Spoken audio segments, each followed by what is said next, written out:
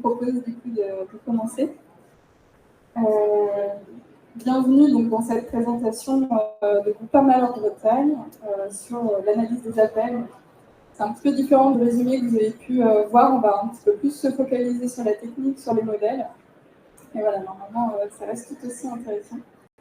Donc juste pour me présenter rapidement, donc, Emmanuel Guyot, donc, je travaille chez Groupama Bretagne depuis 3 ans. Et, je travaille principalement sur tous les projets IA, data science et principalement NLP ces derniers mois.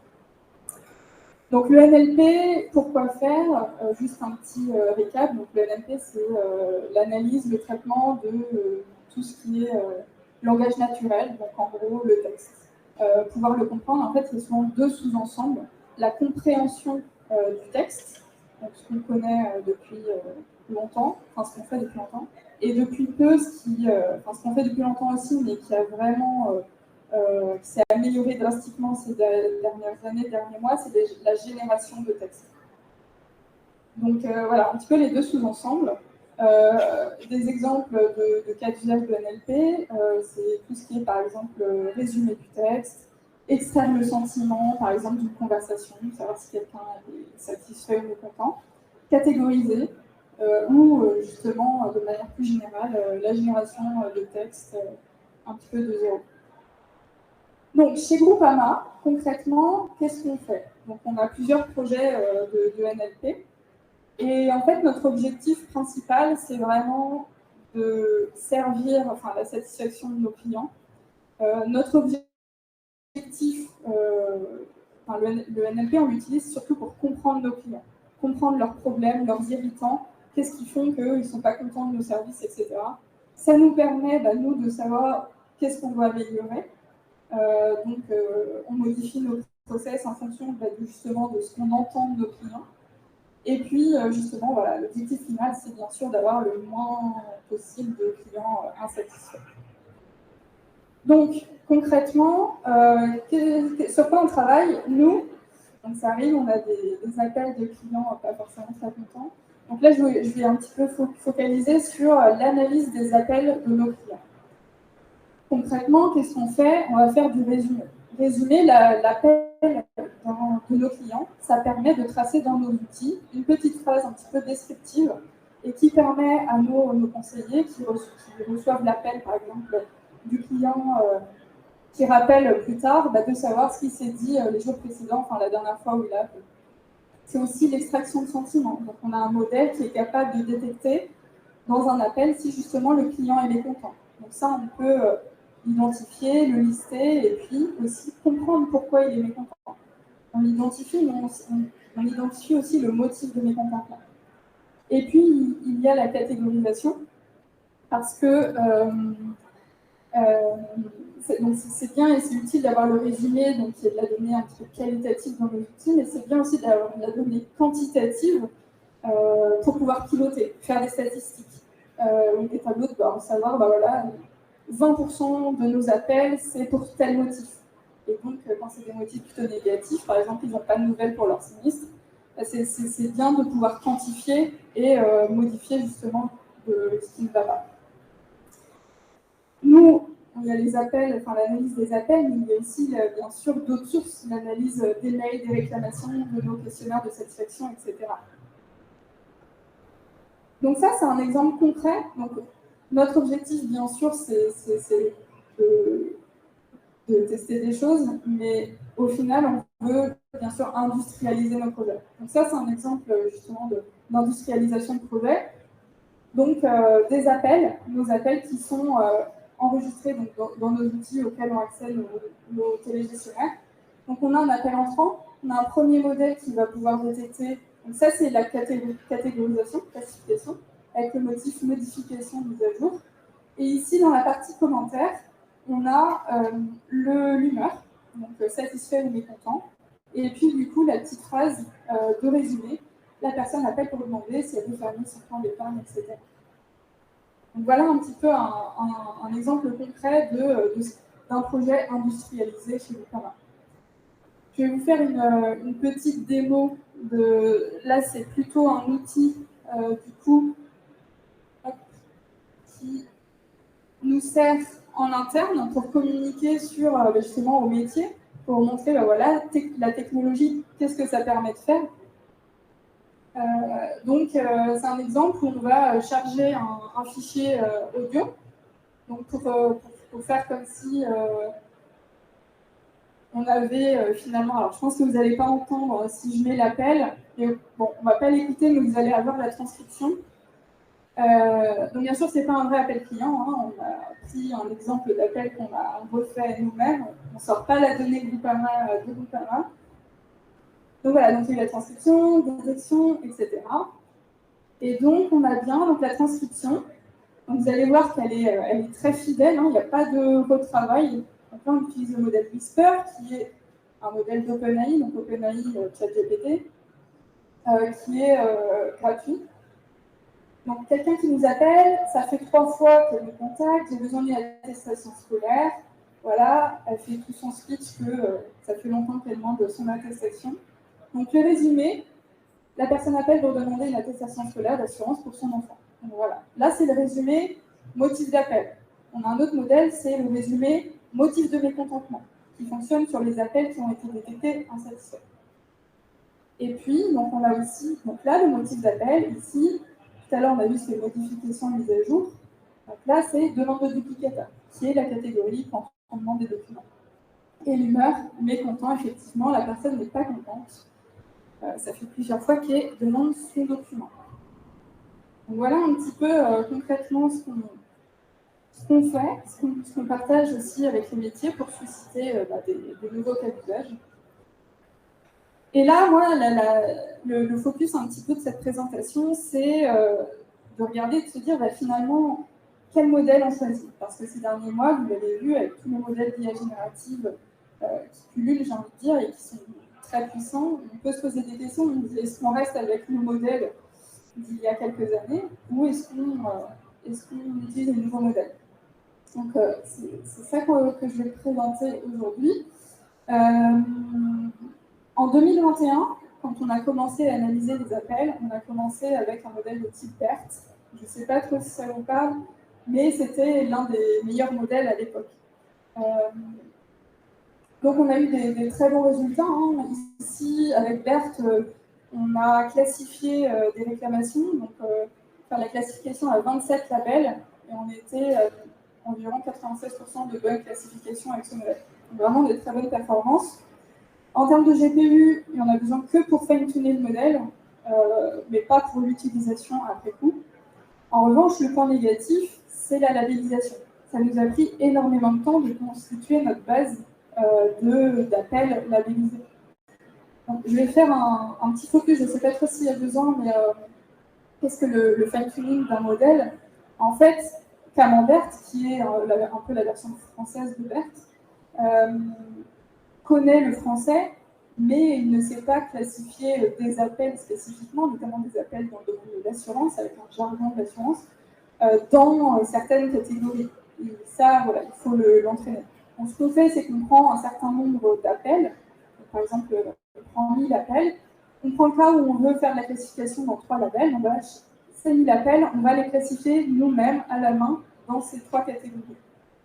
Ensuite, ces appels qui sont labellisés dans chacune des catégories, on va les donner au modèle qui va apprendre et qui va s'entraîner à partir, il va prendre la transcription et dire quand on dit ça, c'est pour prendre un rendez-vous, etc. Enfin, c'est le fonctionnement du fine-tuning. Et puis enfin, après, il y a l'application.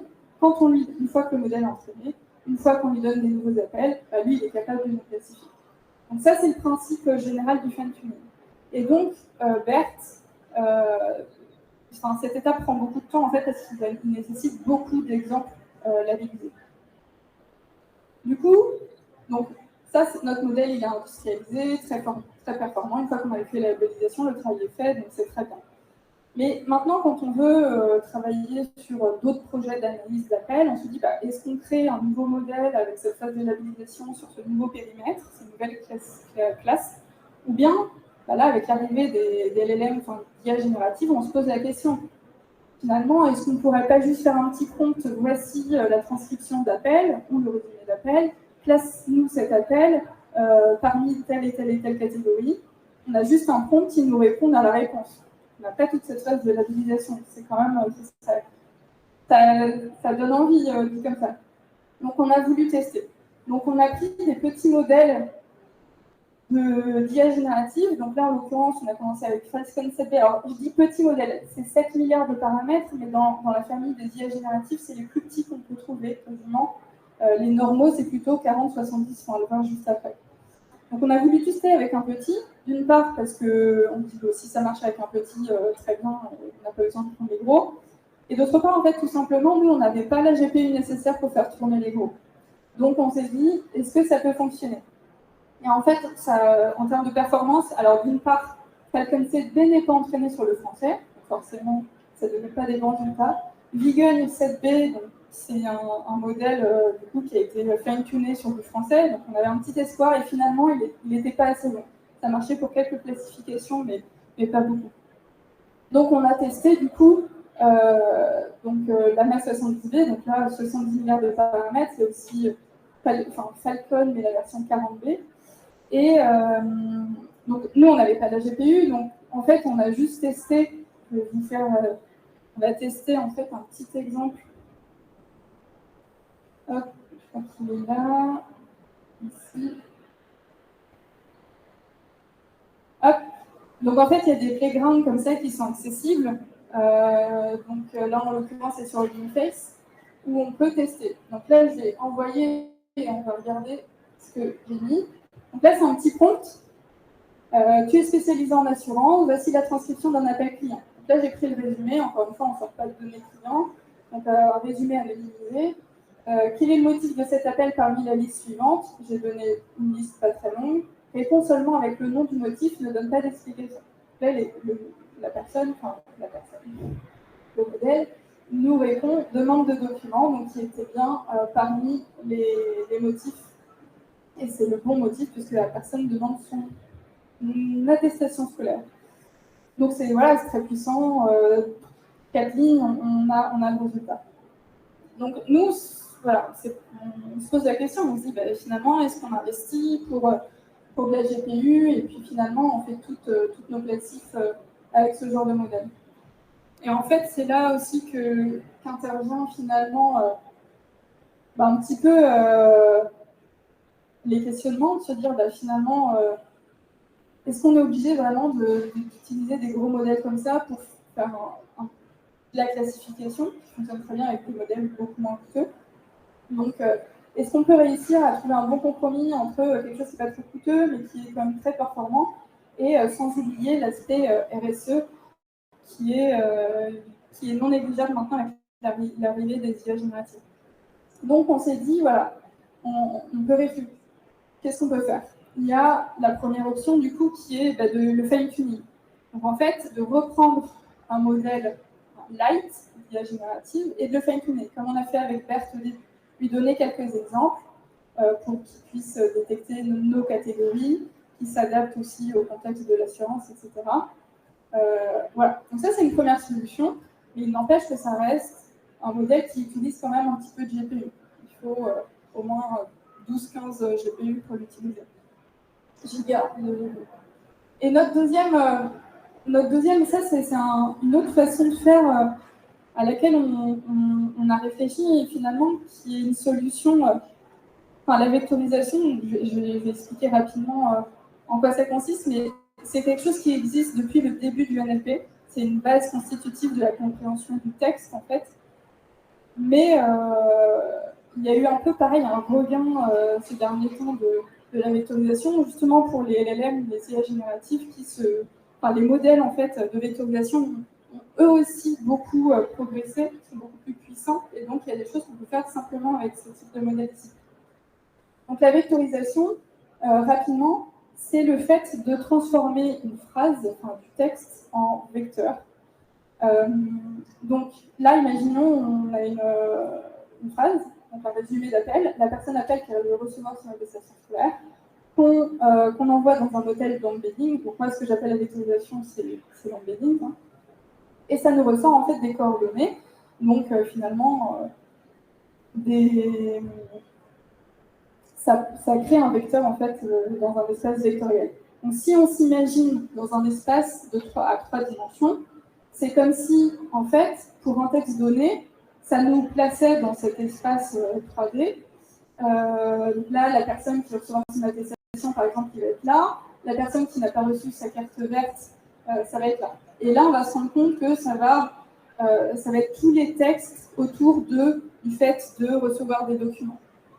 Et puis ici, ça va être tout un petit peu les appels autour des cotisations, etc. Donc, voilà. Ça, c'est le principe de la vectorisation. C'est un principe de base de NLP. Et donc, si on fait ça, on se dit, bon, bah voilà, on crée une base vectorielle de quelques exemples de chacune de nos catégories. Donc, vraiment, on n'a pas besoin du tout de 1000 exemples. On crée quelques exemples. Et puis, quand on donne une nouvelle phrase, donc la personne appelle qui a relevé une copie du rapport d'expertise, et bien pareil, on l'a fait passer dans le modèle d'onboarding, et puis ça nous donne ces coordonnées dans l'espace qu'on a créé, et du coup, par rapprochement, on voit que les autres vecteurs les plus proches, c'est les vecteurs de nombre de documents. Et donc en fait, ça nous classifie finalement notre appel. Donc ça, finalement, et en fait, ce qui se passe, c'est que, comme je le disais, les modèles d'embeddings ont eux aussi se sont beaucoup améliorés ces derniers temps. Donc, vous pouvez trouver des leaderboards qui classent un petit peu les modèles. Donc nous, on a utilisé celui-ci, Instructor, donc ça bouge très, très fréquemment. Donc cette solution, je la nuance, elle est très bien, mais nous, dans notre cas, ça fonctionne si on n'a pas beaucoup de classes, si on ne veut pas détecter beaucoup de classes. Mais en tout cas, voilà un petit peu le résumé en fait, pour expliquer un peu toute notre progression qu'on a pu avoir, notre réflexion. Le meilleur compromis, je pense, finalement, c'est BERT, donc le premier modèle qu'on avait utilisé. Mais c'est le meilleur compromis si, en fait, cette phase de labellisation, en fait, maintenant, limite, la labellisation, on peut la faire avec GPT. On peut utiliser ponctuellement GPT, on envoie quelques résumés d'appels, on lui demande, donc avec un prompt, donc de manière très simple, classifie ses appels, et nous, on utilise du coup ces appels classifiés, enfin labellisés, pour fine-tuner un modèle. Donc juste pour l'entraînement. Et on n'utilise pas du tout GPT après tous les jours, à chaque fois où on veut une nouvelle classification. Donc ça peut être un bon moyen, en fait, d'éviter ce temps de labellisation un peu trop long, sans utiliser GPT sur le long cours. Le deuxième meilleur compromis, c'est celui-ci. Donc c'est finalement un petit modèle d'IA générative. Le bémol, donc c'est quand même, il est un peu lourd, là, il nécessite la GPU à la fois pour l'entraînement et l'inférence. Pour la labellisation, du coup, on fait pareil, on utilise GPT pour labelliser quelques appels. Mais l'avantage, c'est que du coup, un modèle d'IA génératif peut être multitâche. Là, on est dans le cas de la classification, mais ça peut nous faire du résumé, ça peut nous faire plein de choses.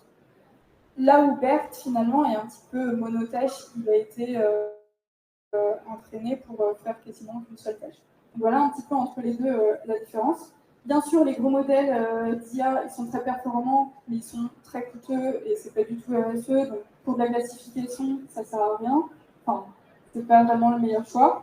Et puis, cette solution qui peut être quand même assez intéressante quand on a peu de classes à étudier, et qui est finalement un petit peu le plus RSE d'entre tous dans cette configuration, quand on est dans cette situation. Donc voilà un petit peu notre réflexion. Que retenir un petit peu de tout ça, le message derrière, c'est vraiment d'utiliser le modèle qui est le plus adapté. De ne pas forcément prendre le plus performant, c'est prendre le bon équilibre justement entre coût-performance et sans oublier aussi les aspects écologiques, éthiques, etc. Et que c'est possible en fonction du cas. Bien sûr, si votre cas d'usage c'est de générer du texte, il n'y aura pas beaucoup d'autres choix que d'utiliser un modèle d'IA générative. Deuxième point, toujours bien sûr rester en veille pour savoir ce qui se fait. Les choses évoluent très vite en ce moment sur ces sujets. Donc il y a toujours des nouvelles choses à savoir et qui est possible de faire.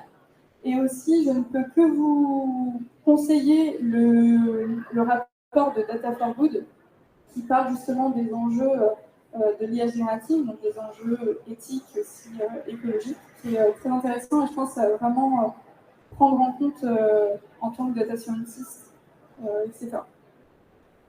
Donc voilà un petit peu, et puis du coup il reste du temps. Alors n'hésitez pas à donner votre avis sur la présentation, parce que comme vous avez vu, on est assez friand de votre tour, de tout le monde, pas que de nos clients. Donc voilà, n'hésitez pas. Si vous voulez garder contact aussi, qu'on puisse échanger, nous on est toujours ravis de pouvoir échanger avec nos pairs, savoir comment vous avez fait dans vos entreprises, etc. Voilà, donc on aime beaucoup aussi progresser chacun. Et donc si vous avez des questions, n'hésitez pas.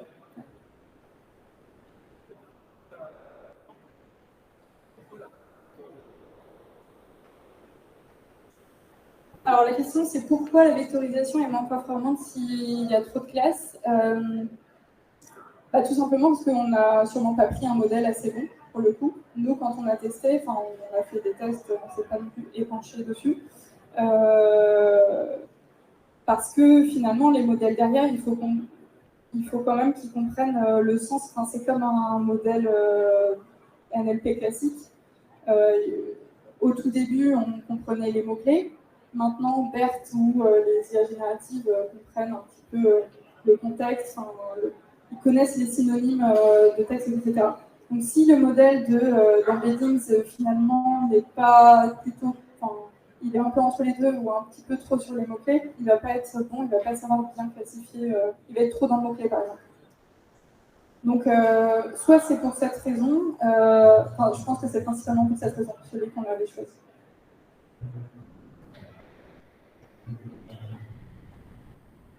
Oui.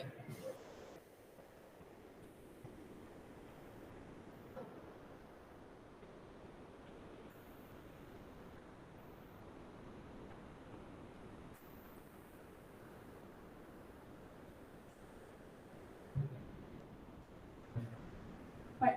Donc la question c'était, est-ce que, pour la vectorisation, est-ce que c'est nous, est-ce que c'est nous qui avons constitué ces groupes au départ et donc on a constitué un petit peu la base des appels, ou bien on a fait, en fait finalement on a appliqué un modèle de clustering, j'imagine que ça voulait dire, pour que ça détecte déjà de base.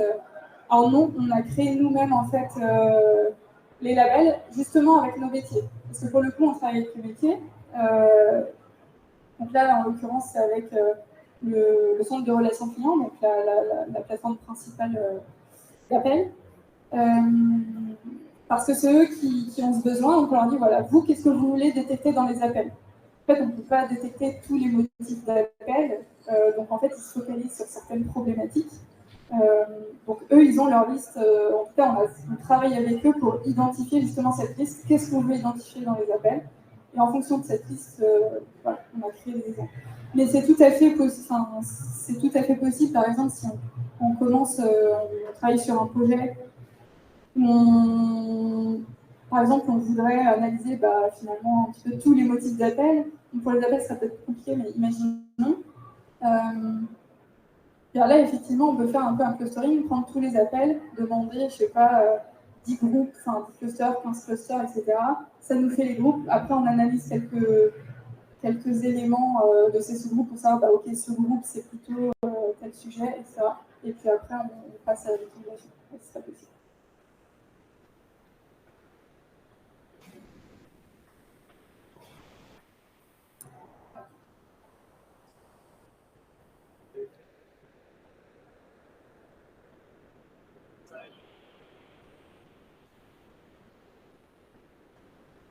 Alors, est-ce que c'est plus efficace de le faire comme on a fait?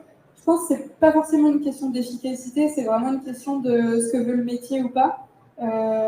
Si le métier, le métier connaît un peu quand même, faut pas les gens appellent, mais si on est dans un autre cas d'usage où les gens se disent, bah voilà, nous on sait vraiment pas en fait les différentes catégories, ça va être un travail monstre pour les définir. Bon, du coup, on fait cette première étape de clustering. Nous, en l'occurrence, dans notre cas, finalement, bon, c'est quand même un travail de définir les labels. Il ne faut pas des labels qui se recoupent, qui soient trop proches les uns des autres. Enfin, c'est un vrai travail. mais on fait voilà, ce dont le métier a besoin.